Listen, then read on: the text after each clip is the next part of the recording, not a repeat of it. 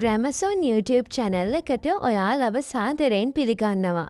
ඔන්න අද අපි ඔයාලට අරගෙන ආවා ප්‍රේමදඩේම ඩ්‍රාමා එකේ අදරයට යන කොටසේ විශේෂ රිවීව් එකක්.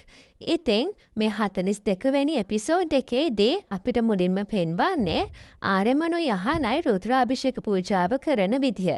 ඉතින් මේ දෙන්න හරිම ආදරණීය විදිහට මේ පූජාව කරනවා. ආරෙමනුත් අහනට පූජාව කරන්න උදව් වෙනවා. ඉතින් හරිම සුන්දර මොහොතවල් පෙළක් අපිට මෙතනදී දැක ගන්න ලැබෙනවා.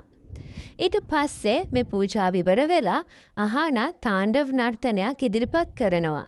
මේ තාණ්ඩව නර්තනය අහන කරන්නේ ශිව දෙවියන්ගෙන් ලැබෙන විශේෂ පණිවිඩය ලබා ගන්න ඕන නිසා.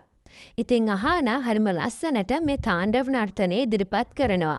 බරණි වික්‍රම් ආරෙමන් මේ හැමෝම අහන මේ තාණ්ඩව නර්තනය ඉදිරිපත් කරන දිහා පුදුම සහගත විදිහට තමයි බලාගෙන ඉන්නේ.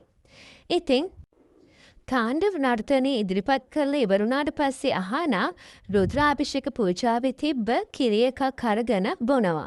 ඉතින් මේ කිරි එක බිව්වහම අහනට හරිම අමුත්තක් තමයි ඇඟට තේරෙන්නේ. එයා එයාගේ ඇස් දෙක වහගන්නවා. ඊට පස්සේ එයාට පේනවා නාගමාණික්‍ය.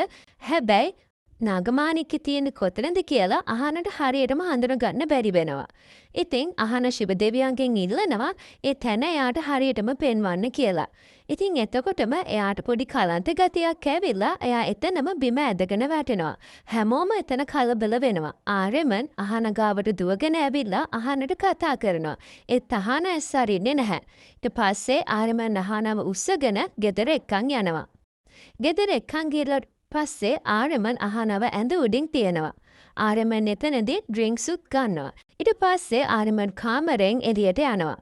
සීයාවට පස්සේ අහන කල්පනා කරනවා යට මොකද උනේ කියලා. එතකොටම වික්‍රම්ගෙන් කෝල් එකක් එනවා. වික්‍රම් කියනවා අහනට ඔෆිස් එකට එන්න කියලා. ඊට පස්සේ බරණි එතෙන්ට එනවා.